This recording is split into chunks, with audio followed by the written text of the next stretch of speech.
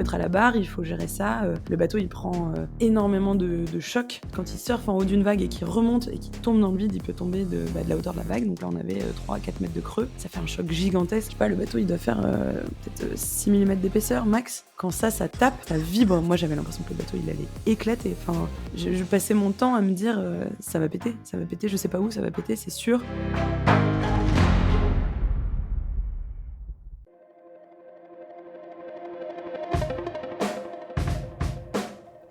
Vous écoutez Les Frappés, le podcast de celles et ceux qui se dépassent. Je suis votre hôte Loïc, ancien sportif de haut niveau en judo, coach préparateur mental et amoureux d'activités outdoor en tout genre.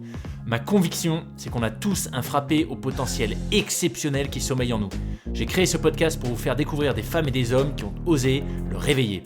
Mes invités sont des athlètes de tout niveau, des aventuriers professionnels, des voyageuses au long cours, des entrepreneuses ou encore des militaires, des forces spéciales.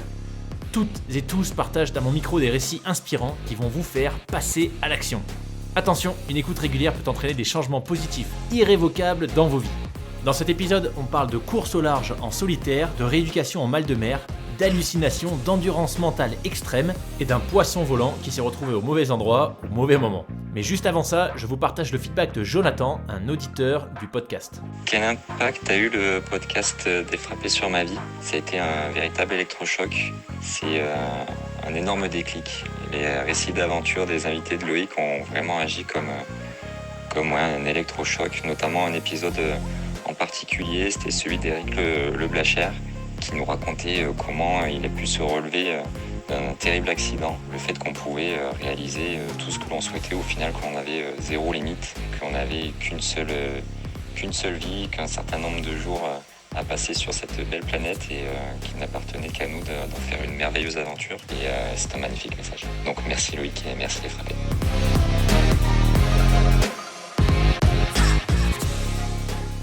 Merveilleux Sacha, je suis trop content que tu reviennes sur le podcast. La première fois c'était en janvier 2023, si certains veulent aller écouter ce premier épisode, l'épisode 99. Tu étais la dernière invitée avant Mike Horn, j'avais oublié ce petit détail. Et on avait parlé de plein de choses, de ton taf, puisqu'à l'époque tu étais encore data scientist à l'Assemblée nationale.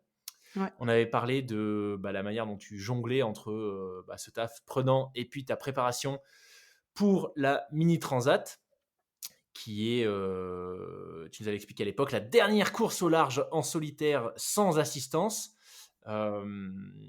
Et puis, j'imagine qu'il s'est passé plein de choses depuis janvier 2023. Donc, trop hâte que tu nous racontes tout ça. Peut-être qu'on va commencer par tout simplement comment tu vas en ce début d'année 2024 après une année 2023 sur les chapeaux de roue. Eh bah, écoute, Loïc, je suis ravie de te retrouver aussi. C'est une année qui démarre très différemment de l'année dernière parce qu'il s'est passé tellement de choses. Ma vie a complètement changé, mais l'année démarre bien. C'est toujours dans la course au large, toujours plein de projets et ça fait super plaisir de relancer un peu la machine, comme on le fait, après une transat et voilà, plein de choses à faire. Yes, excellent. Donc la Mini Transat à l'époque, on en parlait, janvier 2023, tu nous avais expliqué que c'était, voilà, je vais pas faire un résumé dans le détail de l'épisode, allez l'écouter, mais moi ce que j'en retiens en tout cas, c'est que c'était une sacrée préparation. Ton taf était à Paris, donc le bateau évidemment n'était pas à Paris. Donc entre les allers-retours, les entraînements, la préparation du bateau, etc., c'était super impressionnant la manière dont tu arrivais à jongler avec tout ça. Et cette Mini Transat, tu l'as réalisée. Donc le départ était en septembre. Tu l'as même réalisé avec brio, puisque je te suivais évidemment. J'ai l'impression qu'il y a eu des coups de stratège qui ont été faits sur des choix de navigation, etc., avec des résultats, des gains de place dans le classement absolument exceptionnels. Donc, trop hâte que tu nous parles de tout ça. Mais peut-être qu'avant de parler de la course, tu peux nous faire un petit récap de ce qui s'est passé sur 2023 jusque à ce fameux départ. Ouais, bah, écoute, donc la Mini Transat, elle se prépare en 2 ans parce qu'il faut se qualifier. On n'envoie pas n'importe qui traverser l'Atlantique sans communication et sans assistance et du coup, autant 2022, c'était l'année où j'ai reçu mon bateau, j'ai appris à naviguer dessus et j'ai commencé à faire énormément de courses pour me qualifier. Autant 2023, c'était un peu une année plus tranquille vu que j'étais qualifiée et donc là, j'étais plus, dans la navigation, à la recherche de la performance. Donc pas mal d'entraînement, des courses où j'allais pousser le curseur un peu plus loin et puis aussi, la préparation de la transat en elle-même parce que, il y a énormément de choses qui sont très spécifiques à une transat. Tu as beau naviguer, pendant 2 ans, en Europe, quand tu vas traverser l'Atlantique, la météo, c'est pas la même, la durée de vie à bord est tellement plus longue que du coup, tu as quand même une partie confort qui rentre énormément, en jeu dans la performance. Pareil, naviguer aussi longtemps sur un bateau, de course, donc avec une intensité aussi élevée, ça abîme le bateau très fort et donc il faut le préparer avant, il faut renforcer certains trucs, il faut, faire sa caisse à outils avec, le matériel, il faut trouver assez de matériel pour pouvoir tout réparer et en même temps, il faut que ça pèse le moins lourd possible parce que, c'est quand même la compète. Donc voilà, tout ça, ça demande énormément de préparation et j'y ai passé un peu, l'été dernier, avant le départ qui était en septembre 2024. Et puis aussi, toute la partie, gestion des partenaires parce que c'est un sport qui fonctionne, avec du partenariat et donc il faut, réussir à embarquer les équipes, qui te suivent, le plus possible. Donc je leur ai pas mal raconté l'aventure, on leur a fait voir le bateau et puis après on a géré un peu la com parce que, qui dit course sans communication, dit qu'il faut quelqu'un qui raconte à ta place ce que tu es en train de vivre et ça, c'était un petit challenge aussi. Parce que donc il y a pas de toi, tu as pas possibilité, à moins que tu sois en situation de détresse, tu as pas possibilité de communiquer avec la terre ferme. En revanche, on peut te suivre parce que sur le bateau, il y a des balises en fait. Ouais, c'est ça. En fait, nous, on a à bord une radio VHF, donc qui permet de communiquer avec les gens autour de soi. En mini, la portée, elle est 10-20 km max. Donc en fait, on croise pas grand monde, même si, notamment sur la partie transat, on a l'impression sur la carto que les bateaux sont toujours à côté, mais en fait, nous, on se croise pas du tout. Moi, j'ai passé presque 8 jours sans voir personne. Et après, donc on a cette radio VHF. On a une balise de secours donc qui est par satellite, mais celle-là, elle a juste un bouton qui dit «Au secours, venez me chercher». Ok. Aucun autre moyen de communication et on a les trackers de la course, donc qui permettent de suivre les bateaux et eux, ils envoient une position GPS, à l'orga qui la retransmet et on peut recevoir un texto là-dessus, si jamais l'orga a une chose, importante à nous communiquer. Donc ça peut être, de se dérouter pour aller voir un concurrent, ça peut être, changer de balise parce que si jamais il y a plus de batterie, on en a une deuxième, ou attention cyclone, en gros voilà, c'est un peu et on reçoit aussi tous les jours un bulletin météo avec les classements de la course, donc le classement du matin à 8 heures et c'est un peu notre seul moyen de communication avec l'extérieur. Mais par contre, c'est du one way ce truc, c'est-à-dire que toi, tu peux pas répondre au texto de l'organe, hein. Non, tu peux pas répondre, Ouais. tu peux juste devenir fou derrière les annonces météo ou derrière le classement, qui arrive assez souvent finalement. Mais Oh ouais. punaise. 2023, ça a été aussi un gros changement côté pro, il me semble, non? Oui, oui, comme tu le disais, l'année dernière, je jonglais entre un travail, j'étais à 80 à l'assemblée et puis, et le projet mini, j'avais une chance énorme, c'est que mon équipe me laissait travailler, comme je faisais du code, j'avais pas forcément besoin de faire beaucoup de réunions, donc je pouvais travailler en asynchrone et ils me laissaient travailler la nuit et le week-end. Comme ça, je pouvais naviguer la journée. Ça, c'était vraiment chouette. Mais ça, clairement, tu tiens pas 1 an en bossant, 10 jours par semaine. Donc à la fin, ça devenait un peu compliqué et j'ai des partenaires qui m'ont suivie, pour remettre un peu d'argent dans la caisse et donc qui m'ont permis de quitter mon travail à l'assemblée et depuis mars de l'année 2023, je suis à temps plein sur le projet et ça a vraiment changé ma vie, quoi. Ah, tu m'étonnes, parce que du coup, je suppose que tu as déménagé, tu es plus basé à Paris? Ouais, je suis à Lorient. J'étais déjà à Lorient parce qu'ils me laissaient, j'étais en télétravail beaucoup. Donc mais c'est sûr de plus avoir à aller à Paris, j'y allais quand même régulièrement. Ouais. Ça me change quand même pas mal, et puis, d'avoir une liberté. Le problème, c'est que dans la course au large, notre métier, il est tellement, enfin moi, mon emploi du temps, il change tout le temps. Déjà par la météo, tu peux planifier des sessions d'entraînement, si la météo est pas là, il faut les décaler. Tu as vite fait de casser une pièce, de devoir partir en chantier, il y a des rushs, on t'appelle pour une course où tu pensais pas la faire et cetera et donc la flexibilité dont on a besoin, c'était compliqué alors que là, j'avais vraiment peut-être le métier le plus flexible du monde. Même ça, j'avais du mal à gérer. Donc ça m'enlève quand même aussi, une énorme charge mentale Mmh. Et ça, c'est chouette. Et puis d'être à fond dans le projet, de vraiment être focus que sur ça, ça m'a permis d'être meilleure, en tout, quoi. En préparation physique, en préparation technique, en préparation mentale, en navigation et puis en gestion de mes partenaires, d'avoir plus de temps pour eux aussi. Ça, c'est vraiment chouette et d'ailleurs, eux, ils ont bien mieux vécu, l'année parce que j'avais plus de temps, à leur consacrer. Ouais. Ça, c'est sûr que si tu arrives à t'affranchir de la contrainte, contrainte, je vais y arriver pro, ça te fait quand même une charge, monstrueuse en moins et tu vois, j'en parlais avec, une invitée récemment Céline Collette qui était pendant longtemps chez Amazon, puis ensuite chez Google, à des gros postes et qui en même temps était en train d'essayer de devenir, beach volleyeuse pro. Mmh. Et en fait, elle disait, mais il n'y a pas photo, quoi, par rapport à des femmes qui font que ça, qui après l'entraînement vont chez le kiné au lieu d'aller au taf. Bah, elle avait un énorme désavantage. Et depuis qu'elle a décidé de tout quitter pour se consacrer à ça, bah, c'est sûr que les résultats, la performance est carrément plus au rendez-vous et c'est carrément moins contraignant. Donc, pas très Ouais, c'est surpris de sûr. t'entendre dire la même chose. Ouais, c'est sûr et c'est vrai que l'année dernière, j'avais un peu des sessions, tu fais 3 jours d'entraînement et puis, à la fin de la session, le coach, il va te dire: «OK, toi, il faut que tu, bricoles ça sur ton bateau, il faut que tu ressortes, 2-3 sessions pour t'entraîner sur telle manœuvre et on se revoit dans 3 jours» et moi, je disais: «Ouais, mais entre maintenant et dans 3 jours, je dois aussi bosser 4 jours pour l'assembler, ça ne marche pas» Mmh. et c'était hyper frustrant et en plus, du coup, j'arrivais, aux courses crevée parce qu'en fait, ce qui était hyper dur, c'est que moi, je prenais mes vacances pour faire les courses et donc en fait, je rentrais, épuisée parce que les courses, c'est épuisant et donc je me reposais ni des courses ni du boulot Ouais. et à la fin, c'était un trop plein, j'ai passé une fin d'année, je crois que novembre-décembre, j'étais tellement dans le rouge. Je me souviens avoir, rêvé d'envoyer des mails, ou à l'inverse, on m'envoyait des mails, je les laissais passer. Enfin, tu vois, en gestion de partenaire, c'est quand même pas dingue. Enfin, vraiment les d'avoir des sujets avec des gens où je leur disais: «Mais je vous ai envoyé le mail il y a un mois et tout» et puis ils me disaient: «Mais non, mais vraiment Sacha, je suis désolée, tu hallucines» et il y avait un peu de ça. Après, c'est toujours un bon entraînement, hein, de travailler, fatigué, dans mon Ouais. métier, c'est quand même la base, mais il faut garder de la lucidité. Ouais, c'est clair. Il y a un point qui m'avait, marqué, pendant le premier échange, c'est que tu es sujette au mal de mer Ah oui. et on en avait un petit peu parlé et tu m'avais expliqué que alors je sais plus si c'était prévu que tu suives un programme spécial ou si tu étais déjà en train de le suivre, mais si je me trompe pas, tu as suivi un programme de rééducation au mal de mer dans un hôpital, des armées. Ouais. Je serais curieux de savoir, du coup, ce que ça a donné.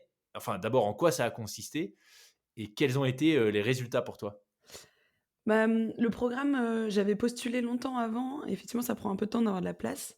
Donc c'est un programme de recherche qui est développé par l'hôpital, Clermont-Tonnerre, qui est l'hôpital des armées à Brest et donc c'est dans le service ORL, ça s'appelle la Nopathie, l'étude du mal de mer et les militaires, en fait, tout simplement, ont envie de mieux comprendre d'où vient le mal de mer parce qu'eux, c'est un vrai sujet, dans la marine.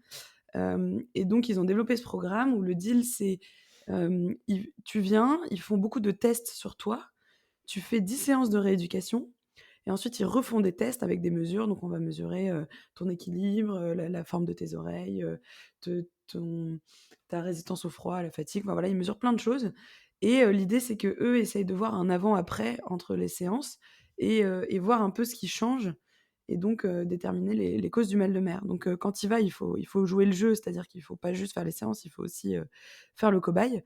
Mais du coup, moi, j'ai fait mes 10 séances, qui consistent à venir donc tu peux faire qu'une séance par jour, par 24 heures et les séances durent 20 minutes et le principe est assez simple mais redoutablement efficace.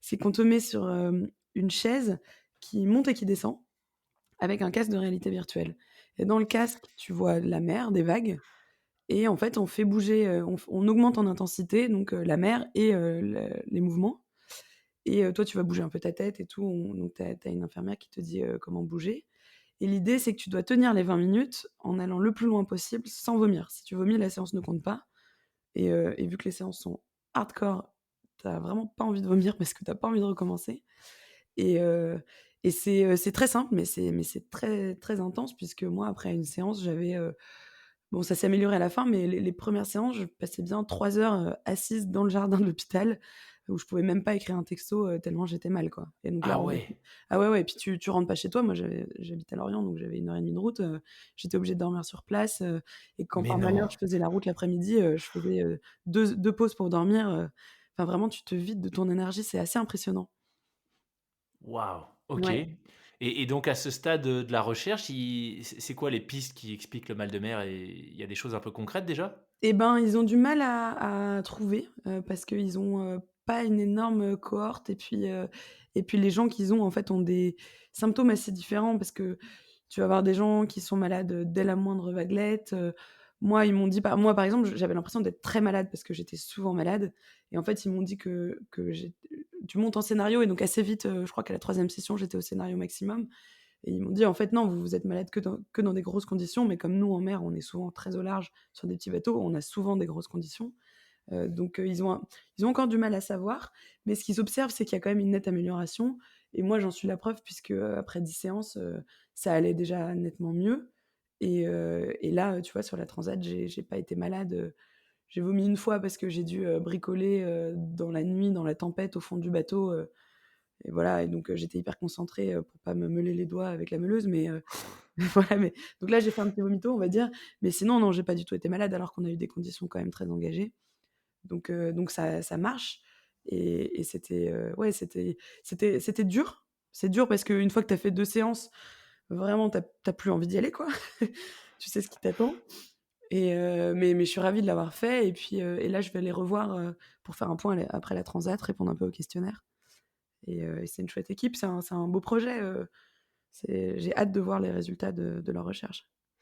Parce que du coup, une fois que tu as été, tu passé à travers ce programme de rééducation, c'est quelque chose qui est permanent ou c'est un peu comme, l'acclimatation à l'altitude, il faut idéalement le refaire? Je pense que si tu navigues pas pendant longtemps, tu dois pouvoir, avoir besoin de le refaire.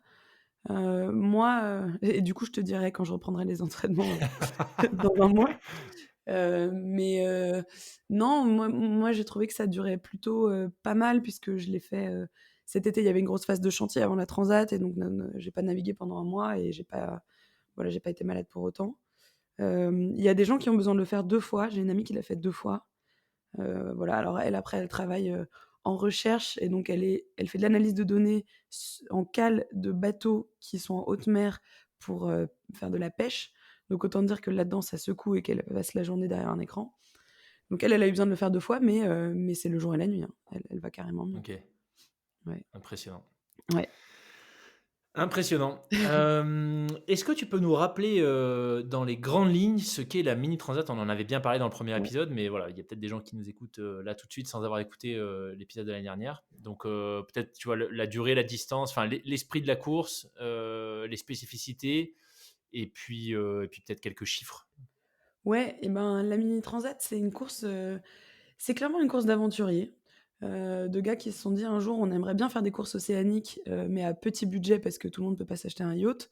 Donc, vu qu'on veut faire la même transat mais sur des petits bateaux, on va appeler ça la mini transat». Et donc, ça a commencé en 1977. C'est toutes les années impair, heu et donc, alors, le parcours a un peu changé parce qu'au début, on partait d'Angleterre, ils sont allés aux Antilles, puis au Brésil et tout. Maintenant, ça part de France. On part des Sables d'Olonne avec une escale aux Canaries, parce qu'en fait, il faut partir assez tôt dans l'hiver européen pour, pas avoir les grosses dépressions hivernales, mais relativement tard en Atlantique pour pas avoir le reste des cyclones, d'été. Donc on a une petite escale aux Canaries, et ensuite on part direction les Antilles. Donc nous, on allait en Guadeloupe, et on a, à peu près 90 concurrents, et cette année, on était 14 femmes, ce qui est le plus grand nombre depuis le début de cette aventure. Et le principe, donc, c'est de traverser en solitaire sur des bateaux, donc mini, c'est des bateaux de 6,50 m, qui sont, clairement des bateaux de course, ultra technologiques. Donc c'est vraiment des petites fusées, quoi. C'est des petites bombes, hyper rapides, avec des sensations de malade. Et la course a la particularité, on l'a dit, de se faire, sans communication, sans assistance. Et c'est ce qui fait que cette course est mythique, parce qu'en fait, tu te retrouves, seule face à toi-même. Tu peux pas mentir sur ton niveau de préparation. Voilà, si tu te casses une jambe en mer, il faut savoir, t'en occuper, il faut savoir, t'arracher une dent, il faut savoir, réparer un mât, réparer ton pilote, un trou dans la coque, enfin voilà. C'est vraiment une course qui te pousse, à aller au plus loin de toi-même, à repousser tes limites mentales et physiques aussi et voilà et quand tu arrives de l'autre côté, tu quand même un sacrément, bon marin, en tout cas, tu as vachement progressé parce que tu as appris à faire toutes ces choses, qu'on a tendance un peu à oublier quand on peut, appeler une équipe technique et se reposer Ouais. sur eux, quoi. Ça, c'est super impressionnant. Tu vois, cet aspect solitaire, sans assistance, sans communication. Franchement, vu de l'extérieur, sans être dans le milieu de la mer, c'est même carrément flippant. Parce que, comme tu dis, quoi qu'il se passe, ben, tu comptes sur ton cerveau et tes deux mains pour résoudre le problème, quoi, quel qu'il soit. Ouais. Ouais et c'est ça, en fait, je pense, c'est tu pars avec un risque mesuré et il y a que toi qui sais le niveau de risque que tu prends parce que ça dépend de ta préparation. C'est toi qui décides de prendre le départ, même s'il y a des qualifications et tout, donc on est quand même un peu guidé. Mais ouais, tu décides de prendre ce risque et je pense que c'est ça qui rend l'aventure, aussi folle et c'est d'ailleurs pour ça que, la plupart des grands marins sont passés par la Mini Transat. C'est un peu le tremplin de la course au large et la plupart disent, tu plus la même personne quand tu as fait une transat et c'est vrai, moi je le sens, je le vois parmi, les concurrents, qui sont maintenant des amis, ouais, il y a quelque chose qui change et je pense beaucoup dans la confiance en toi, dans Hmm. le crédit que tu t'accordes, sur certaines choses et puis, la confiance en les ressources que tu es capable de mobiliser, quand tu te retrouves, au pied du mur, comme ça a pu nous arriver à tous, dans des conditions différentes, mais globalement tout le monde se prend un mur à un moment sur une transat et ouais, c'est ça qui fait la beauté de cette course et les anciens marins disent, «Vous avez tellement de chance». Ils disent: «Moi, si je pouvais refaire une course, ce serait refaire ma première mini transat, ce serait la plus belle» et d'ailleurs, il y a des marins qui reviennent après avoir fait des très grandes courses et qui reviennent faire la mini parce qu'ils se disent, «Il faut que je recommence, quoi». Énorme. Ouais. Tu peux nous raconter peut-être quelques-uns des murs que toi, tu t'es pris?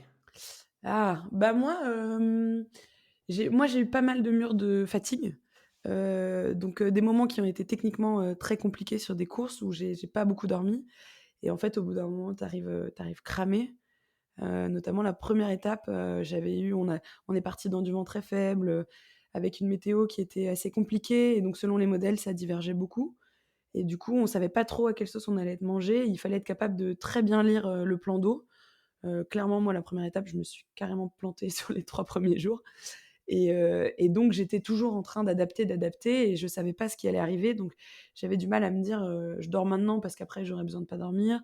Du coup, je dormais pas et puis après je me rendais compte que je pouvais toujours pas dormir et je suis arrivée à un moment où j'étais en saturation parce que j'ai eu une nuit, où j'avais plus de batterie donc au moment où vraiment j'étais au bout, bah, là, il a fallu que je barre encore 12 heures et donc au petit matin, j'étais un zombie et je sais toujours pas d'ailleurs, j'étais proche de la côte et je sais toujours pas si les images que j'en ai, c'est une hallucination ou pas. En plus, j'ai perdu ma carte SD de GoPro donc voilà, j'ai souvenir de falaises noires, dans une brume blanche, de même d'un château à moitié en ruine, au bord de l'eau, enfin bref et j'étais plus là quoi.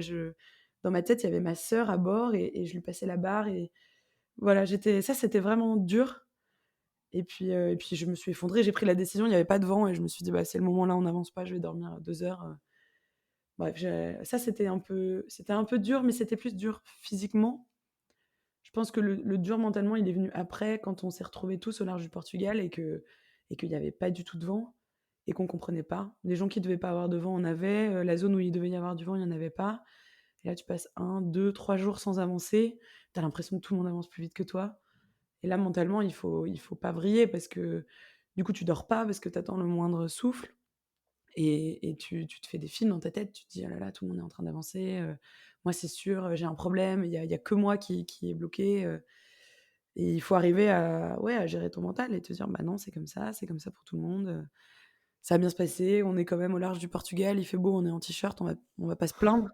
On pourrait être dans le métro à Paris en train d'aller au boulot». Donc ouais, ça c'était vraiment, donc il y avait une partie sommeil, une partie physique et puis après il y a enfin une partie mentale et puis après il y a une partie vraiment, météo, physique et danger, mais ça c'était la deuxième étape, moi, enfin on en reparlera, mais j'ai fait une option assez engagée et je me suis retrouvée dans du vent Mmh. vraiment très fort pendant longtemps et ça c'était dur, quoi. On va en reparler, on va en reparler. Mais j'ai posé la question avant qu'on fasse cet épisode notamment à une auditrice, Marie, hello Marie, qui connaît bien le milieu de la voile et en lui demandant, bah, tu vois, quelle question elle aimerait te poser. Et ça fait partie de ce qu'elle m'a suggéré, c'est finalement de creuser un peu le choix stratégique que tu as fait on dit quoi, la navigation, l'orientation, Ouais, la la nav- stratégie, la la navigation. stratégie, ouais, yes. Donc, on va en parler, on va en parler. Mais peut-être juste avant ça, comment est-ce que tu expliquerais, parce que tu parlais de fenêtres météo assez courtes pour faire les transats. Les transats, elles se font globalement toujours dans le même sens à la voile, il me semble. Ouais.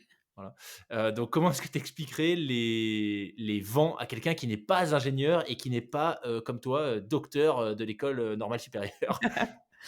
Hem, En fait, globalement, en hiver en Europe, on a des grandes dépressions qui arrivent des États-Unis et donc c'est en gros, c'est des systèmes météo, qui tournent dans le sens inverse des aiguilles d'une montre et qui apportent, beaucoup de vent et dans les dépressions, tu as toujours un front, donc c'est-à-dire que tu vas avoir, une zone avec du vent de sud-ouest et après il y a une ligne qui est très marquée. Alors concrètement, c'est des nuages, de la pluie, du vent très fort et de l'autre côté, le vent passe au, nord, nord-ouest et donc ça, c'est des systèmes qui balayent l'Europe et qui arrivent en France. Donc en général, vous pouvez voir d'ailleurs le switch du vent qui prend de la droite, quand on dit qu'on se prend une tempête et après une fois que le vent a pris de la droite, on voit des nuages un peu clairsemés, c'est souvent ce qu'on appelle le calme après la tempête. On a des nuages un peu clairsemés avec de la pluie, encore quelques grains quoi, et donc nous, c'est globalement ça qu'on va chercher et qu'on va aussi éviter quand ils sont trop forts, quand tu navigues, en hiver en Europe et après à l'inverse, quand tu passes sous les dépressions et que tu t'approches un peu plus, des Antilles, tu vas avoir les alizés et donc les alizés, c'est un vent dominant qui s'établit, à peu près de octobre à février et qui part de l'Afrique et qui va vers les Antilles et donc les alizés, ça pousse les bateaux vers les Antilles et c'est ce qui fait qu'on a cette période de transat, à ce moment-là.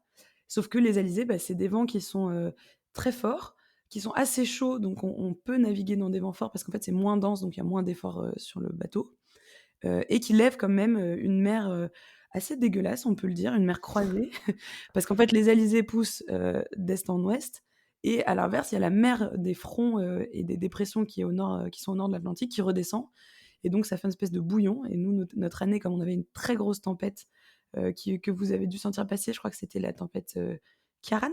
Mmh. Il y avait ça juste au moment où nous, on était au sud. Clairement, on s'est pris une mer, assez immonde. Et du coup, bah, l'idée, c'est de jouer avec ces phénomènes-là, quand tu fais une transat et donc tu as toujours les 2 options. C'est soit tu passes au nord avec une route assez courte, puisque donc la Terre étant ronde, la route la plus courte n'est pas forcément enfin, sur une carte, n'est pas forcément la plus courte. Donc il y a l'orthodromie et la loxodromie. C'est pas toujours la ligne droite qui est la plus courte. Mais tu peux passer au nord et faire la route, «directe» entre guillemets, mais bon, tu passes un peu dans les dépressions. Ou alors tu fais comme moi j'ai eu envie de faire, tu vas chercher les alizés, mais il faut aller les chercher un peu plus loin, puisqu'il faut aller jusqu'en Mauritanie pour aller les trouver et il faut être confiant dans le fait que tu vas aller tellement vite que tu vas rattraper la route en plus.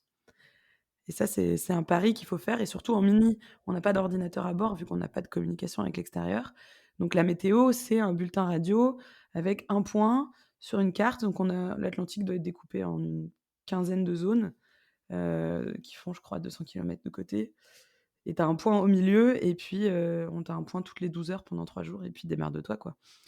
Donc voilà, faut être assez bon sur comprendre son environnement, comprendre ce qui se passe, comment ça évolue et puis la météo, elle est pas toujours juste donc quand tu arrives au milieu de ta zone et que tu sur ton point et que tu as pas la météo que tu devrais avoir, il faut que tu sois capable de dire, «OK, la dépression du Nord a reculé, a avancé, elle est en avance ou en retard, les anticyclones se sont décalés», voilà.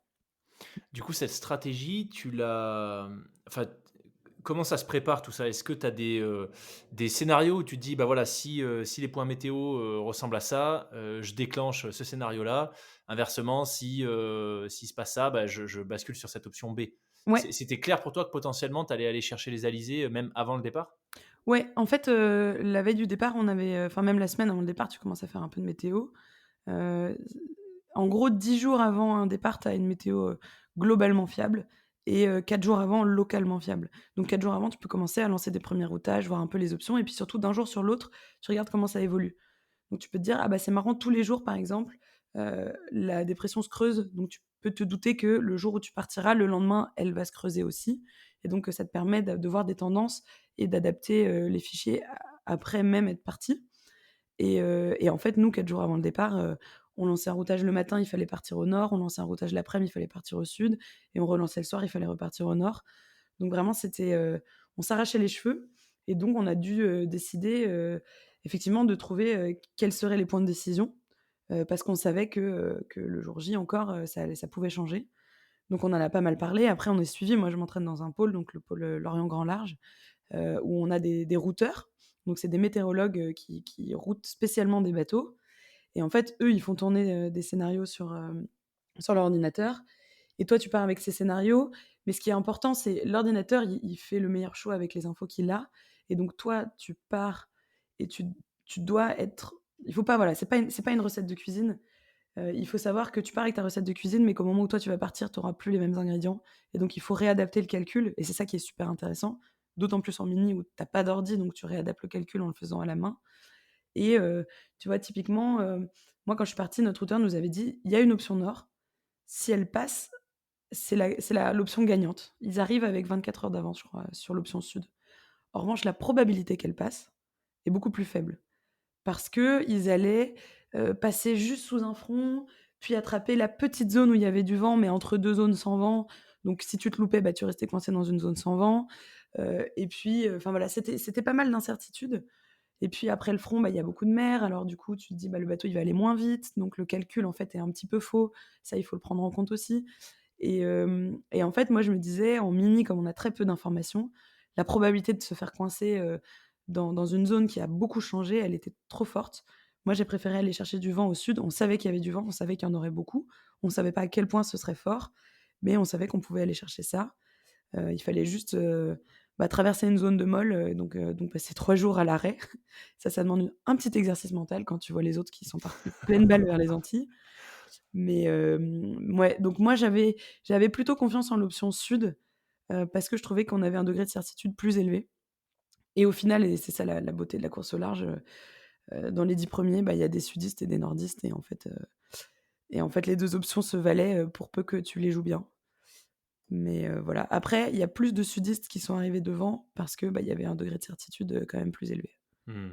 Pour ceux qui n'ont pas cassé leur bateau dans du vent fort. Parce qu'il y avait aussi ce petit degré d'incertitude-là qui a joué, qui a été un sacré paramètre. Du coup, est-ce que tu te rappelles du moment où tu l'as prise cette décision, où tu t'es dit: «OK, là, je change de cap et je vais chercher les alizés»? Ouais et bah, justement, moi j'ai pas changé de cap parce qu'on allait au sud et à un moment on passe, la dernière île, qui était marque de parcours donc il fallait contourner et là c'était, soit tu restes vers le sud, soit tu vires et en fait, donc moi je regardais mes marqueurs et tout et on a la météo à 17:00 et ça la décision a dû être prise vers 11:00. Donc on savait pas encore, on n'avait pas l'update, on avait que la météo qu'on avait prise avant de partir, puisque c'était, dans moins de 24 heures après le départ et à un moment, tu vois un bateau qui vire, 2 bateaux qui virent et donc à l'AIS, on voit physiquement, on le voit d'ailleurs dans le film de la Transat, je le montre, on voit les petits points des bateaux qui commencent à mettre le clignotant à droite et puis, je regarde la flotte. Moi, je pensais que ça allait être 50-50 et là, ça fait un truc comme, 90 enfin 80 et 10 bateaux et là, j'appelle les copains autour de moi, j'étais là: «On est certains là? Vous le sentez comment? Parce que vraiment, on n'est pas beaucoup à y aller». Et donc évidemment, on se remonte le moral, on en discute, on fait un peu les gros bras parce qu'on sait que les autres nous écoutent à la radio, en disant: «Bah, c'est sûr que ça passera pas au nord, franchement, ils font n'importe quoi», pour essayer de leur mettre le doute parce que ça joue aussi, hein. Et ouais et c'est marrant, on était beaucoup de filles à aller au sud, on était quand même une grosse majorité de filles et du coup, on s'est un peu, voilà, on s'est un peu confortées dans notre décision, mais on était toutes assez sûres. Et on a eu la météo l'après-midi et ça confortait notre décision puisqu'ils annonçaient, un peu moins de vent au nord et les alizés qui se renforcent au sud et là, on a vraiment fait, la danse de joie sur notre bateau et on était vraiment trop contentes de notre décision et je suis ravie en plus, hier, j'ai vu en plus le film, un des films de la Transat, parce qu'il y a le Sailors Film Festival en ce moment, que je suis allée voir et il y en a un qui dit qu'ils ont fait du prêt dans 25 nœuds, donc la prête est face au vent, sous la pluie. Je me dis: «C'est quand même moins marrant que faire des surfs comme nous, on en a eu sous spi au soleil». Même si nous, c'était assez sportif, au moins c'était marrant, quoi. Donc du coup, tu disais un peu plus tôt que voilà, la phase qui a vraiment été dure, c'est quand finalement quand tu as réussi à prendre tes alizés, mais c'était peut-être plus fort que ce que vous avez imaginé et plus intense aussi. Tu peux nous en parler cette route, visiblement, c'était la bonne d'un point de vue choix tactique, mais c'était quoi les enjeux de se retrouver sur cette route au sud? Bah, en fait, le jeu, c'est une fois qu'on a commencé à toucher du vent, donc on faisait du sud, du sud, du sud et l'idée, c'est de choper les alizés. Dès que tu les attrapes, tu décides de mettre le clignotant à droite et plus tu es au sud, plus tu as de vent. Donc la question, c'était, à quel moment tu tournes? Est-ce que tu vas chercher toujours plus ou pas? Hem Et donc bah, au bout d'un moment, moi, j'ai commencé à avoir quand même pas mal de vent. Donc j'ai mis mon clignotant à droite et en fait, le vent a fait que se renforcer et on est passé en une journée de 5 nœuds, donc on n'était pas encore dans les alizés, à 25, 30, 32 et ça, c'est vraiment beaucoup, parce que du coup, c'est au portant, donc on est sous SPI. Moi, mon SPI, il fait 85 mètres carrés. Pour un bateau de 6,50 m, c'est énorme. Ouais. C'est vraiment le moteur de F1 sur la mobilette, quoi. Donc et là, le bateau, avec une mer en plus, comme je disais, qui est vraiment très creuse et assez courte. Donc très creuse, ça fait que le bateau, il prend des énormes surfs parce que, bah, il va tomber dans la vague, hein. C'est comme du ski, il y a un moment, tu tombes dans la pente, donc tu surfes et elle est assez courte, donc tu surfes, sauf que tu te prends un mur. Donc c'est vraiment le mur de boss en ski et il faut être à la barre, il faut gérer ça. Le bateau, il prend, énormément de chocs parce que, bah, quand il surfe en haut d'une vague et qu'il remonte et qu'il tombe dans le vide, il peut tomber de la hauteur de la vague. Donc là, on avait, 3-4 mètres de creux. Ça fait un choc gigantesque, sur des bateaux, c'est bateaux de course, hein, donc il y a rien dedans, c'est très léger, c'est une coquille de noix. Je sais pas, le bateau, il doit faire, peut-être, 6 millimètres d'épaisseur max. Quand ça tape, ça vibre. Moi, j'avais l'impression que le bateau, il allait éclater. Enfin, je passais mon temps à me dire, ça va péter, je sais pas où, ça va péter, c'est sûr». Et donc toi, tu te retrouves là-dedans et autant on avait déjà vécu un peu ces situations en avant-saison, en préparation, autant ça dure 6 heures, 12 heures max, mais là, ça a duré 6 jours. Donc au bout d'un moment, Oh tu dois punaise! dormir, tu dois manger, tu dois te changer parce que tu es trempé. Moi, j'avais beaucoup de mal à manger, donc il faut garder ta lucidité. Quand tu te fais à manger avec ton eau bouillante, bah, c'est super dangereux, donc clairement, moi, je mangeais froid. Donc tu réhydrates tes lyophilisés, à l'eau froide, c'est pas très appétissant et ouais, tu es secoué et puis tu es dans une telle tension. Moi, c'est ça qui m'a le plus impressionnée, je pense. C'est que physiquement, même si toi, mentalement, au bout d'un moment, tu t'habitues au bruit assourdissant, tu t'habitues au choc, tu sais que tu es toujours en train de te tenir parce que dès que tu tapes dans une vague, bah, toi, tu es projeté à l'avant, donc il faut pas pas te casser les dents sur une paroi, te casser une côte et tout, donc tu es cramponné en permanence. Mais en fait, ton corps est tellement tendu. Moi, j'avais les épaules aux oreilles, pendant 6 jours, quoi. Tu as une telle tension, physique, c'est épuisant. En fait, tu t'épuises juste de stress, heu, mais c'est du stress, ouais, c'est pas mental. Tu es pas en train de te dire: «Oh là là, je suis paniqué», mais juste tu es sur le fil. En fait, tu es tout le temps sur le fil. À la barre, tu es sur le fil. Le bateau, il chavire régulièrement parce que, bah, dès que tu as une rafale et que ça tombe pile dans une vague et que, bah, le pilote, au bout d'un moment, il décroche parce que c'est quand même, un peu intense pour le pilote et même toi, à la barre, quand tu es fatigué, tu fais des erreurs et parfois tu prends mal une vague et en fait, du coup, bah, le bateau, il part au tas, c'est-à-dire que l'avant s'enfonce dans une vague, du coup, le bateau s'arrête et en fait, il va se coucher sur le côté. Tu te retrouves avec toutes les voiles dans l'eau et là, tu es vraiment couché à 90°. Donc du coup, bah, toi, tu es suspendu au bateau, tu as les pieds dans le vide, tu as les mains qui sont accrochées en haut et il faut, bah, choquer tes voiles, Mais non! ouais, c'est assez Oh impressionnant. punaise!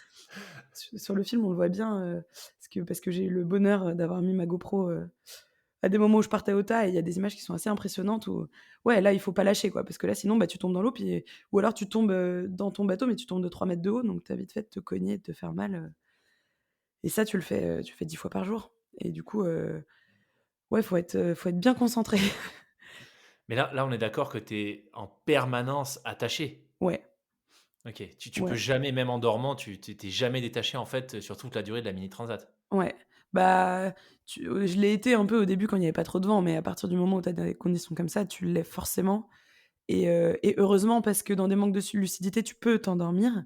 Ouais. à la barre à l'extérieur, donc là, il faut être attaché et aussi, moi, ce qui m'est beaucoup arrivé à la fin de la transat, parce que la fin de la transat était très dure, mais pour d'autres raisons, c'est que, j'avais des manques de lucidité et même quand je dormais à l'intérieur, en fait, quand le réveil sonnait, j'allais dehors gérer le bateau et j'étais tellement fatiguée que le temps de me réveiller, j'étais déjà sur le pont et j'avais pas toujours le réflexe de m'attacher et du coup, je m'attachais à l'extérieur, mais depuis l'intérieur pour que quand je sorte, en fait, je sois déjà attachée et ça, Ouais. c'était hyper important parce que, enfin, il y a des moments où je montais sur le pont, j'ai mis peut-être 10 minutes à savoir où j'étais, tu comprends pas, tu cherches ton lit, tu cherches, la porte de ta chambre, et puis tu te dis: «Attends, non, je suis sur, l'Atlantique toute seule sur mon bateau, tout va bien se passer, c'est la mini transat». Oh punaise.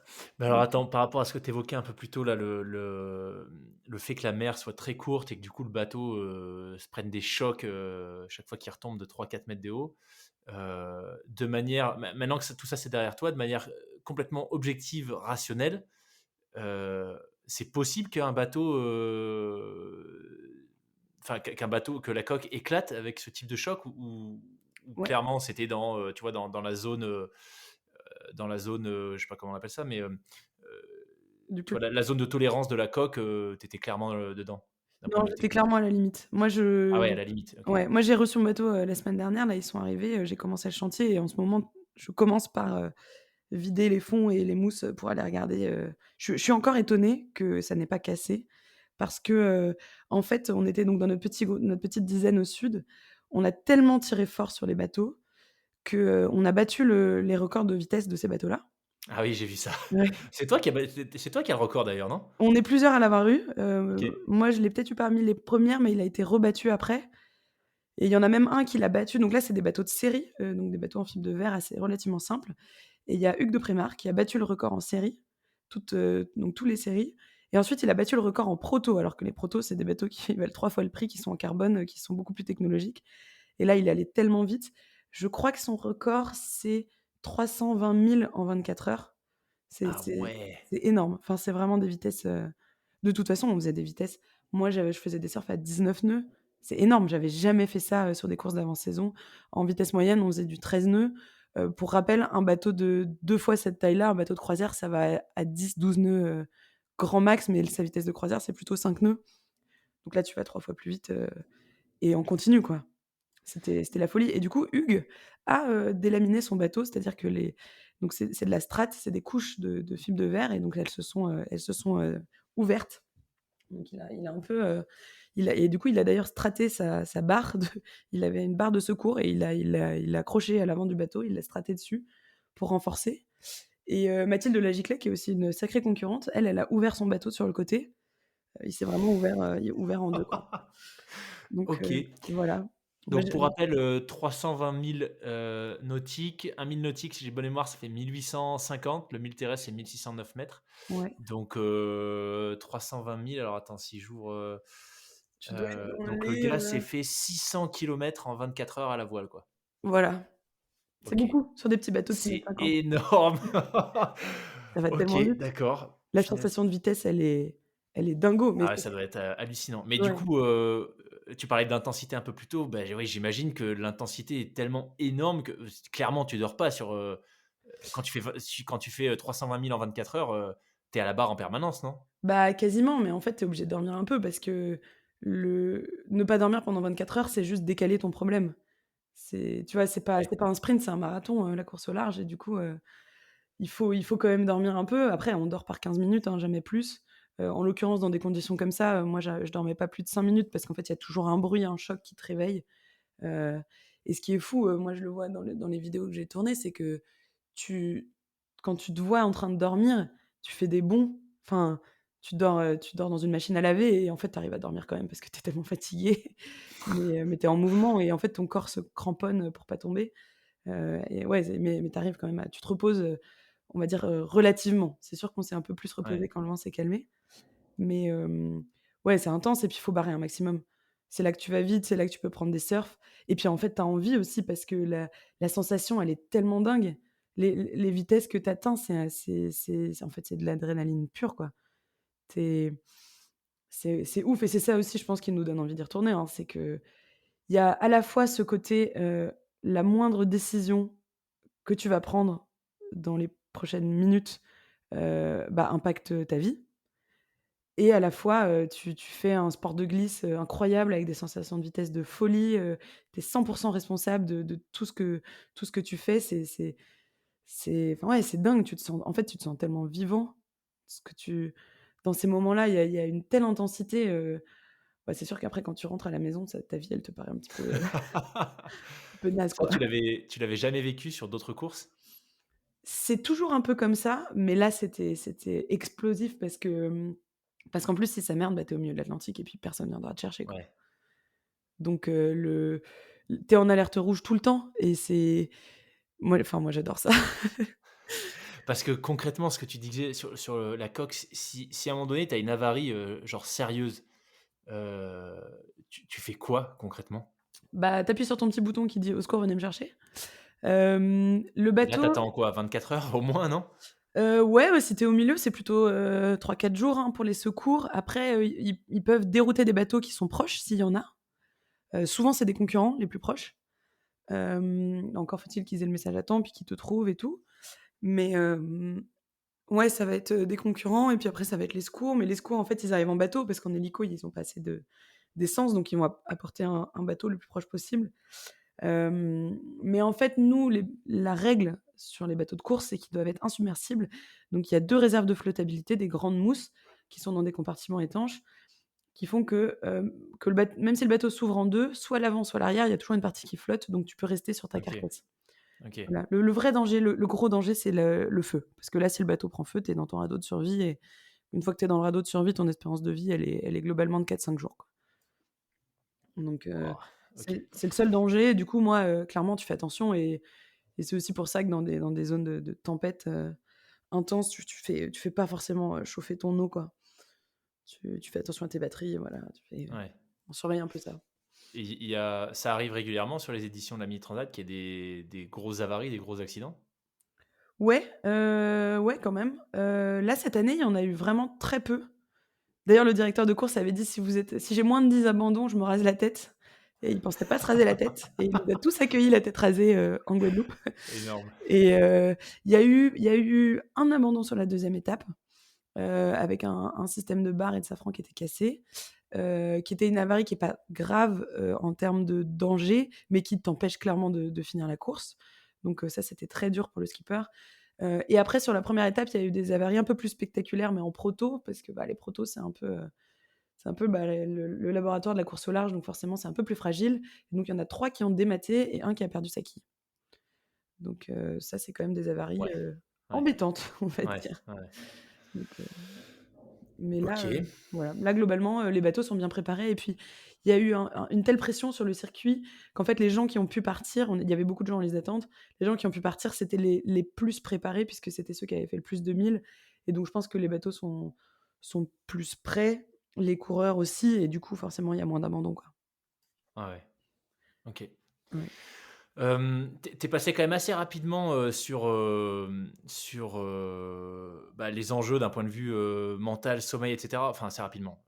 Mmh. Moi, je serais curieux en tout cas qu'on rentre un peu plus dans le détail parce que, tu vois, pour avoir eu, moi j'ai fait une épreuve sportive où j'ai dû gérer le manque de sommeil, mais c'était sur 6 jours, j'avais les 2 pieds sur terre.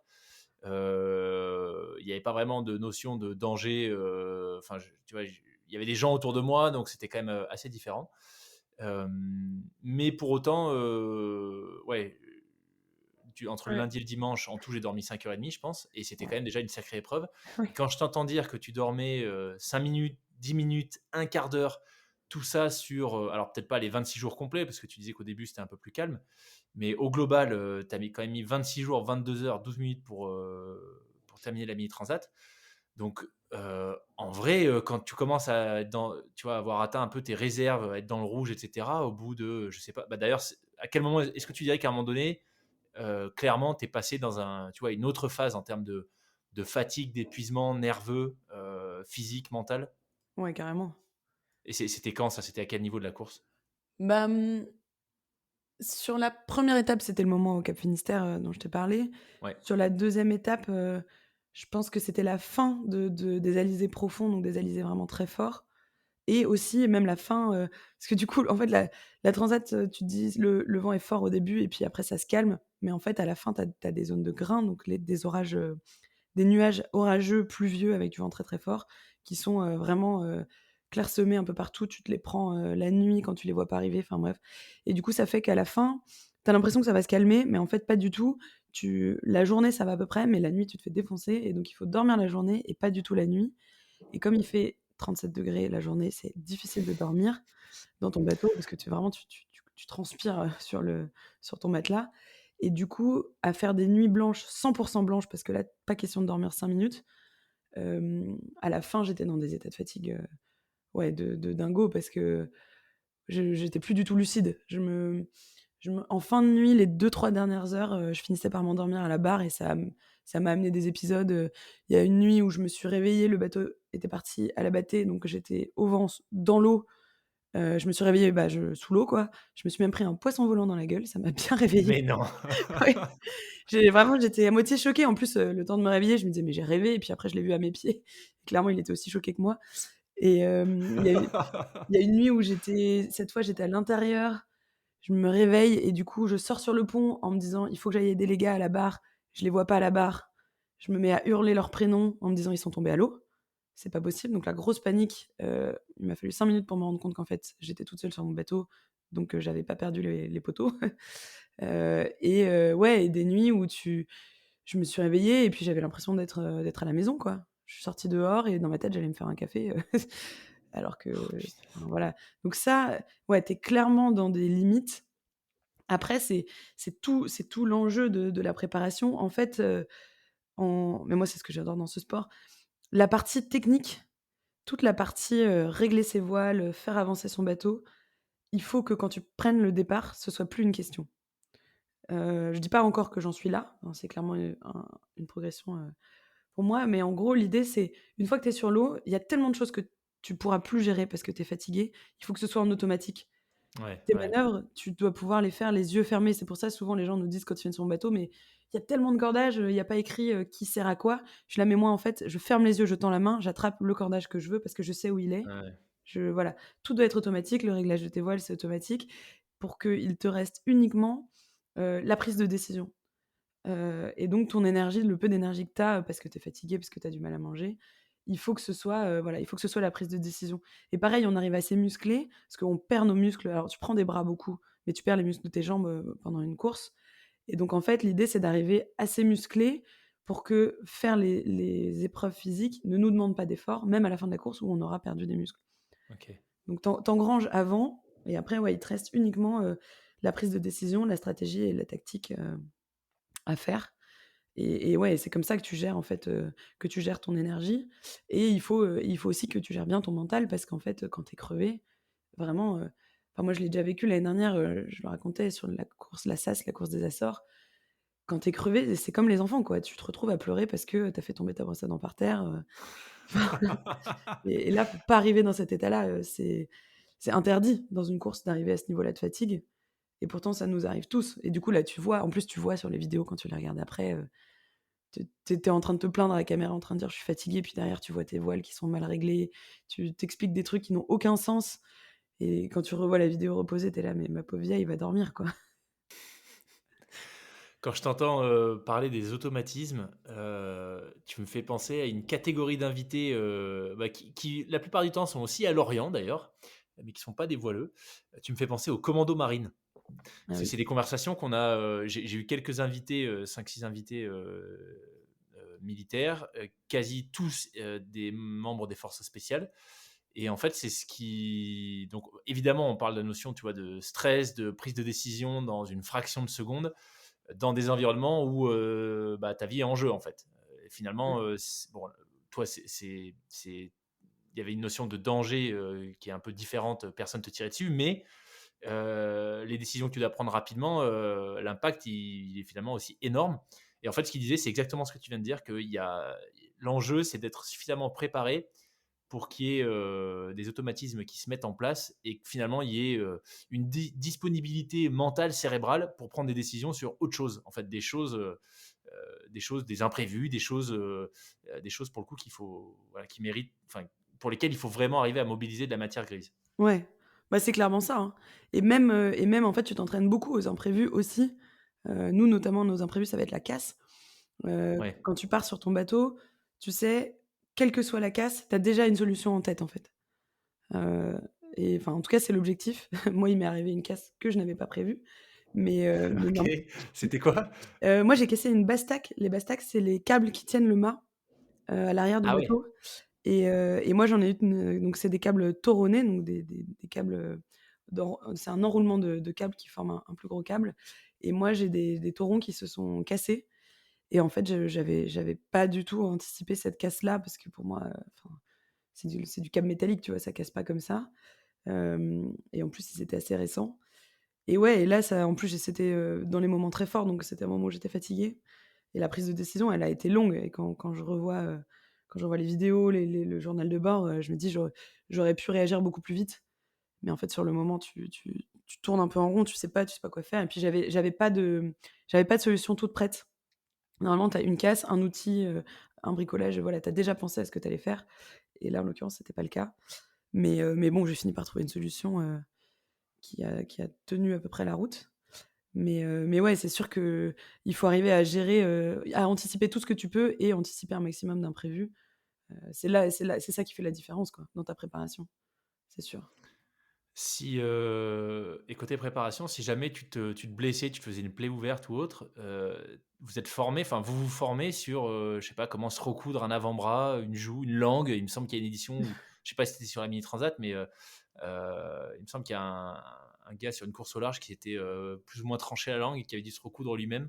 Je sais Ouais, pas si c'est une légende, urbaine non, ou c'est si c'est vrai, vraiment arrivé. Ah ouais? c'est Bertrand de Broc, si je dis pas de bêtises, c'est sur un Vendée Globe, je crois. Il s'est effectivement recousu la langue. Sacrée partie de plaisir, et lui, alors lui, pour le coup, Vendée Globe, ils ont une communication, donc ils ont un médecin au téléphone qui leur dit quoi faire. Ouais, Nous, on n'a pas ça. Après, avec les trackers, on peut envoyer des textos, en cas d'urgence médicale et c'est d'ailleurs la seule communication qui est autorisée sans être disqualifiée. OK. Parce qu'en fait, ils veulent pas que les gens, empirent des blessures, en se disant, «Je veux pas me disqualifier, donc j'écris pas au médecin, donc c'est la cata». Donc ça, c'est la seule communication qu'on a le droit d'avoir. Mais globalement, non, tu fais tout seul et puis pour le coup, c'est des textos, c'est même pas du T9 pour ceux qui connaissent, c'est pire que ça donc bref, tu envoies pas des textos à rallonge, quoi et hem et non, on se forme avant, ouais. On se forme, on a une pharmacie qui est blindée.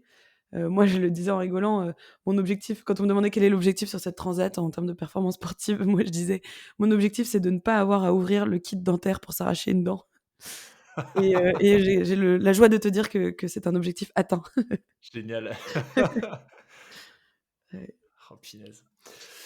Franchement, ça fait une quantité de paramètres, ouais, potentiellement, tu vois, d'éléments complexes à prendre en compte. Enfin, c'est vraiment, c'est super impressionnant. Je t'avais posé la question, il me semble, sur le premier épisode qu'on avait fait ensemble, est-ce qu'il faut aujourd'hui, tu vois, en 2020, 2022, 2023, 2024, est-ce qu'il faut être ingénieur ou en tout cas un très bon matheux pour faire de la voile? Ouais. J'ai pas réécouté ta réponse, mais il me semble qu'on s'était quand même dit que ouais, tout devient tellement technique que, en tout cas pour les nouvelles générations de marins, il faut être quand même bien câblé. Mais j'ai l'impression que ça va quand même plus loin que ça parce que, enfin, c'est même une capacité finalement à. Je, ouais, je trouve ça juste super impressionnant en fait. Tu vois, c'est le nombre de paramètres avec lesquels vous devez jongler et tout ça dans un environnement où bah, potentiellement bah, vous pouvez y rester. C'est juste, franchement, c'est hyper impressionnant. Et tout ça, évidemment, sur 26 jours. Tu vois, c'est pas une sortie en mer de 2-3 jours, Ouais. c'est 26 jours. Et donc, Mais c'est ça qui rend le sport beau, je trouve, en fait, il y a tellement de paramètres qu'il y a aussi différentes façons de gagner, et c'est ce qui fait qu'il y a souvent, autant de gagnants au départ, enfin voilà, autant de gagnants à l'arrivée que de concurrents au départ, en termes de possibilités parce que tu peux être le meilleur et casser ton bateau. Tu ouais, peux être le meilleur et te retrouver coincé dans une zone sans vent. Tu peux être le meilleur et t'endormir et louper le coche, d'un virement de bord ou donc il y a vraiment énormément de choses et puis, oui, être ingénieur, c'est une énorme aide. Après, c'est comme tout, hein, tu apprends un peu sur le tas. Mais il y a aussi la partie avant la course et il y a aussi être entrepreneur et ça, c'est une phase, ouais, qui est tellement importante dans la course au large du fait que ça marche par du sponsoring, des partenariats.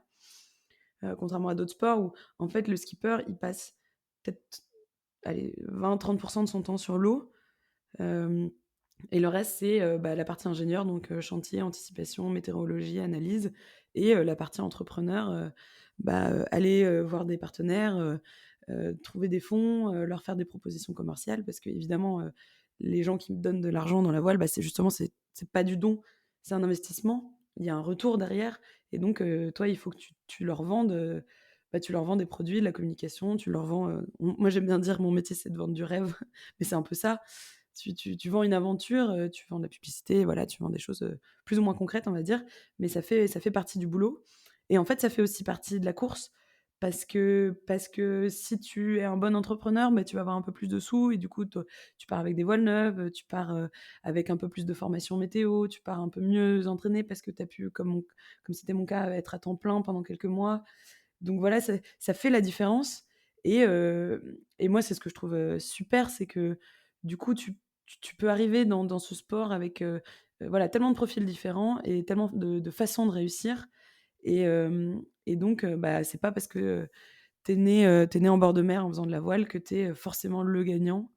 Voilà, ça permet de rattraper des gaps, on va dire, en jouant sur certains paramètres et Mmh. notamment, moi, c'est aussi une cause qui m'est chère, et notamment pour les femmes.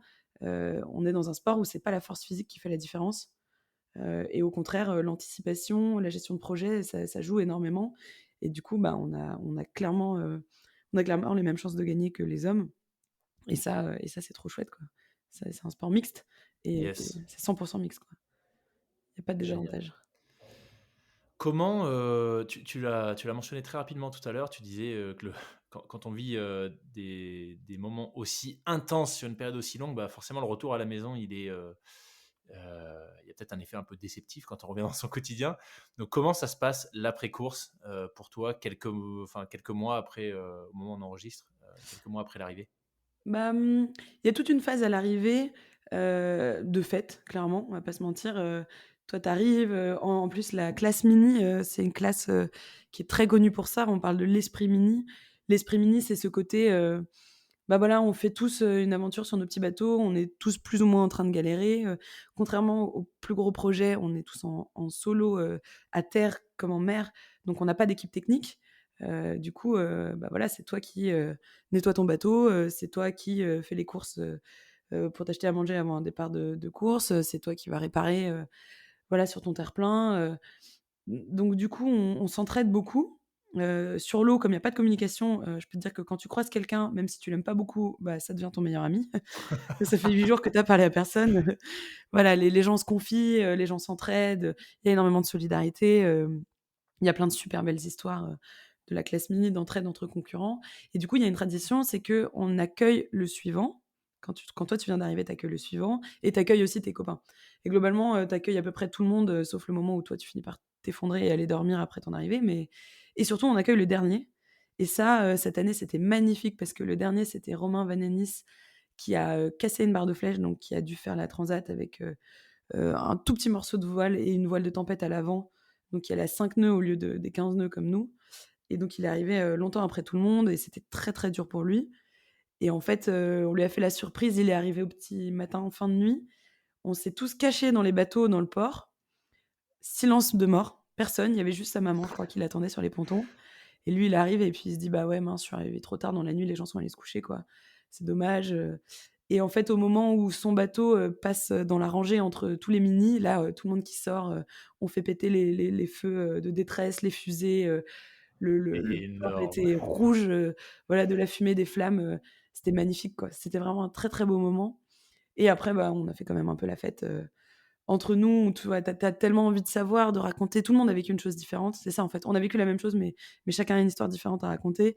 Et ça, ouais, ça prend quand même quelques jours de faire le tour des 90 skippers, de partager ses expériences. Et puis en même temps, il faut ramener les bateaux.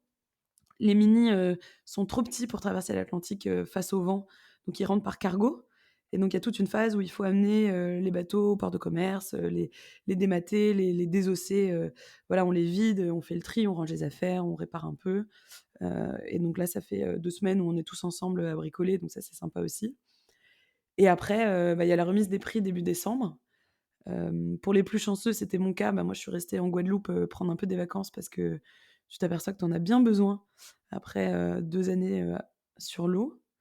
Et ensuite, remise des prix. Et ensuite, là, chacun rentre chez soi. Et le mini, en plus, c'est un circuit pro-amateur. Donc, il y a ceux qui repartent comme moi pour la suite. Et puis, il y a ceux qui rentrent chez eux, qui retrouvent leurs femmes, leurs enfants, leur boulot. Et toi, tu te dis que tu sais pas quand tu les reverras parce qu'il y en a qui rentrent en Belgique, en Suisse, dans le sud de la France. Donc voilà, c'est un peu triste de quitter les copains. C'est un peu la famille, hein, les mini. Il y a un truc comme ça, tu passes 2 ans à te retrouver sur l'eau, sur les courses, et puis un jour on te remet un prix et puis tu te dis au revoir. C'est un peu dur. Et en fait, ce qui était vachement dur, c'est que, moi j'étais à Paris et j'ai fait mes études à Paris, j'ai beaucoup d'amis à Paris.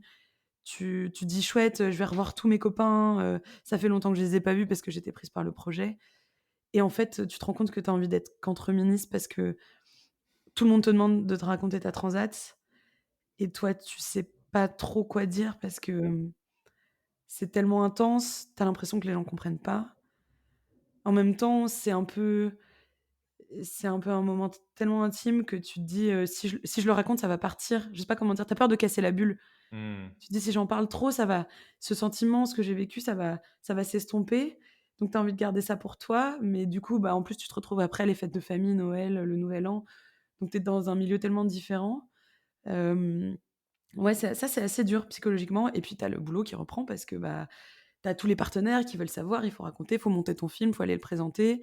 Et en même temps, tu es trop content de voir les partenaires qui t'ont suivi, de leur raconter parce que, eux, ils ont suivi un petit point sur une carte. Mais voilà, moi, ils savent pas que quand j'ai fait du sud au milieu de l'Atlantique, c'était parce que, j'ai cru que j'allais perdre mon mât, tu vois?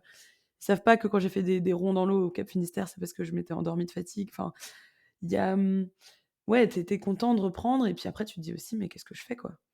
Qu'est-ce que je fais de ma vie?» Alors moi j'ai la chance de pouvoir continuer, mais j'ai des collègues qui ont repris le boulot et puis au bout d'une semaine me disent, ça va pas du tout, je j'arrive pas à être derrière un ordi, je comprends pas ce que je fais là, je vois plus l'horizon, je suis perdue», et ouais, honnêtement, on a quelques amis qui sont en dépression, hein. Et ouais, il faut se reconstruire, quoi. Ouais, C'est normal, ça prend un peu de temps, je pense. Après tu reviens à une vie ouais. normale aussi, mais je pense que le sentiment le plus fort, c'est, pour tous, c'est quand est-ce qu'on y retourne. Tu penses que tu y retourneras, toi? Ouais, moi au milieu, je me disais: «Mais on est fous». Je me souviens avoir dit à la caméra: «J'en ai tellement chié pour être là, je me suis fait mal pour avoir mal. Enfin, une fois que j'y suis, c'est tellement dur. Pourquoi on s'est fait autant de mal pour être là?» Et puis en fait, 1 heure avant l'arrivée, je regardais les étoiles parce que je suis arrivée au petit matin. Je regardais, le soleil qui se levait, puis les nuages au loin et je me disais: «Mais on va m'arracher au large. Là, je veux pas. J'ai pas envie». Et d'ailleurs, mes dernières images, filmées par, les photographes à l'arrivée, je tourne le dos à la ligne d'arrivée parce que j'ai envie d'y retourner. Et ouais, moi, c'est sûr, j'ai envie d'y retourner. Puis en plus, j'ai envie d'aller, tout aussi vite sans rien casser. J'ai envie de donner plus, j'ai envie d'être en meilleure forme, pour aller plus loin, de battre le record, enfin, je sais pas, j'ai envie de donner plus et de revivre ça, en étant un peu plus consciente de ce que c'est, de jusqu'où ça peut aller. Et puis j'ai envie d'y être, quoi. C'était trop bien. D'ici la prochaine, du coup, c'est quoi les prochaines échéances pour toi, d'un point de vue, course au large? Le grand projet, c'est de faire la Route du Rhum en 2026, donc la prochaine édition. C'est tous les 4 ans. La Route du Rhum, elle part de Saint-Malo et elle va en Guadeloupe aussi.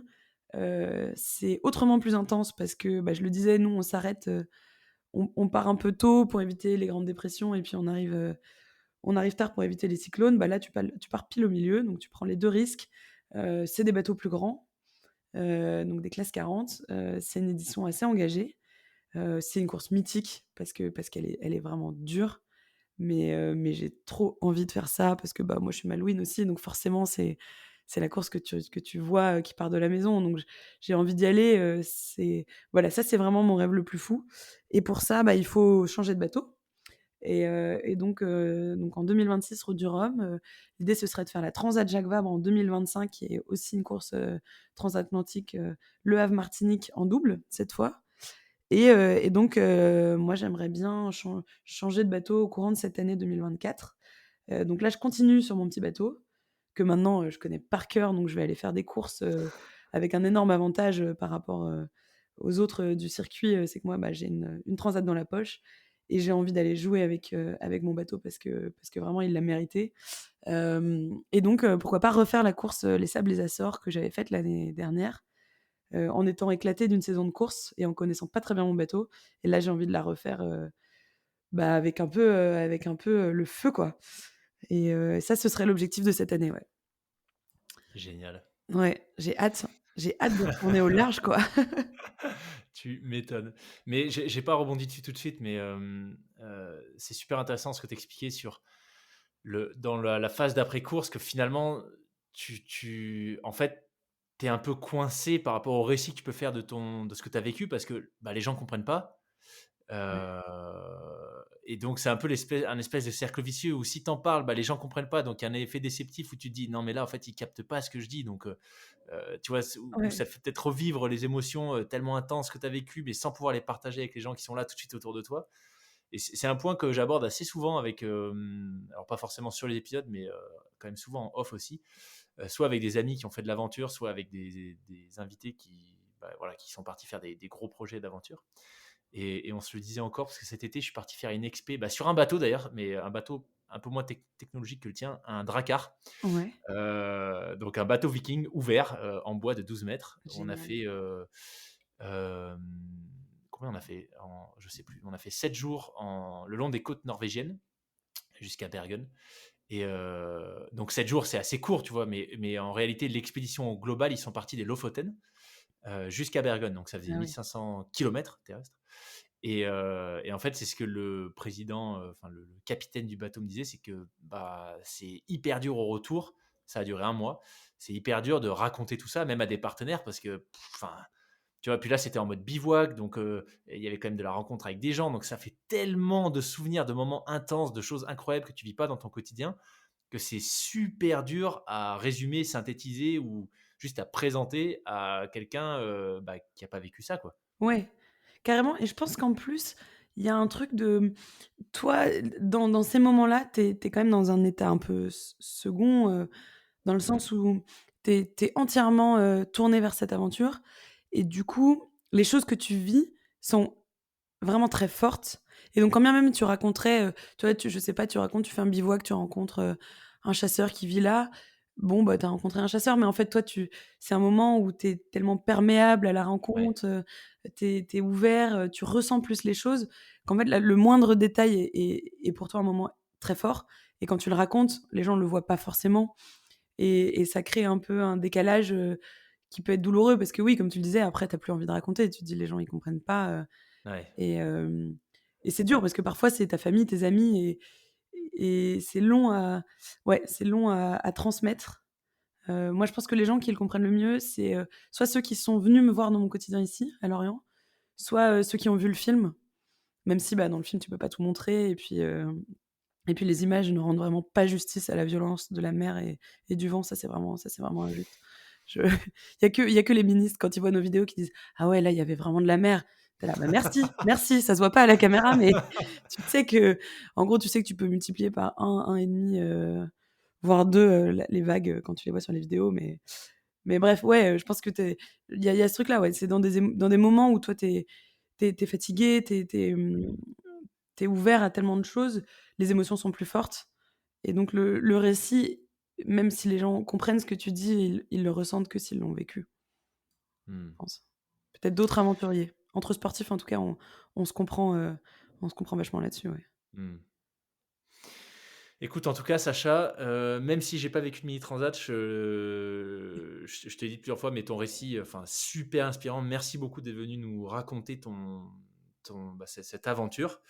Avec plaisir. Chapeau, franchement chapeau, parce que tu vois, quand je repense à tout ce qu'on s'était dit, il y a à peine plus d'1 an maintenant, c'est quand même fascinant de voir que tu as réussi à mener ce projet à terme. Donc félicitations encore une fois. Et ce Merci. sera peut-être d'ailleurs ma toute dernière question, c'est que voilà, la mini transat, qui était ton objectif de ces 2 dernières années, ça a été énormément de travail, des choix, des renoncements, des milliers d'heures de préparation, d'entraînement, de rééducation au mal de Mmh mh. mer. Du coup, qu'est-ce que maintenant que ça c'est derrière toi, que voilà, as réussi à le faire. Qu'est-ce que potentiellement tu aurais envie de dire à des gens qui nous écoutent, qui ont des projets en tête mais qui n'osent pas forcément se lancer, ou qui se sont lancés mais qui sont actuellement dans une phase difficile, comme je suis sûr que tu en as vécu plein toi sur le projet? C'est une très bonne question. Je pense que les gens qui osent pas se lancer, je leur dirais, un pas après l'autre. Moi, ça a toujours été ma technique. Pour faire des choses compliquées, il faut les découper en pas simples et après tu fais un pas après l'autre et tu réfléchis plus trop. Et les gens qui sont au fond du trou, faut se rappeler l'objectif final. Moi, j'ai un petit truc, quand j'ai des doutes, c'est que je vais regarder des vidéos de transat, des vidéos de route du Rhum, de Mini et tout.